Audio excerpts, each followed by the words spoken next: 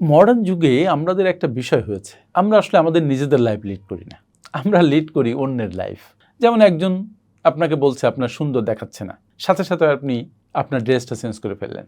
একজন বলছে যে আপনার তাকানোর স্টাইলটা ঠিক নেই, আপনি মনে করলেন যে আসলে আপনার তাকানোর স্টাইল ঠিক নেই। তার মানে অন্যের দাসত্ব করতে আপনি সবসময় ব্যস্ত। অন্যরা চায় যেভাবে আপনার জীবনযাপন হোক, আপনি সেভাবেই জীবনযাপন করছেন। তাহলে আপনি কই? আপনার মধ্যে যে ইন্ডিভিজুয়ালটা আছে, তার যে ইন্ডিভিজুয়ালিস্টিক অ্যাপ্রোচ, সেটা কই? সেটা তো অনুপস্থিত। Don't lead others life, rather lead your life. অন্যেরা আপনার সমালোচনা করবেই, করে আপনাকে থামিয়ে দিতে চাবে। যখন আপনি থেমে যাবেন, তখন তারা তো উইনার আর আপনি লুজার। সুতরাং অন্যের সমালোচনায় আপনি কান দিবেন না। আপনি নিজের কাছে প্রশ্ন করবেন যে is it right or wrong? If it is right, go ahead.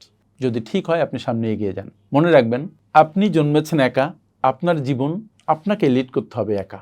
অন্যের জীবন লিড করার জন্য আপনি পৃথিবীতে আসেন নাই।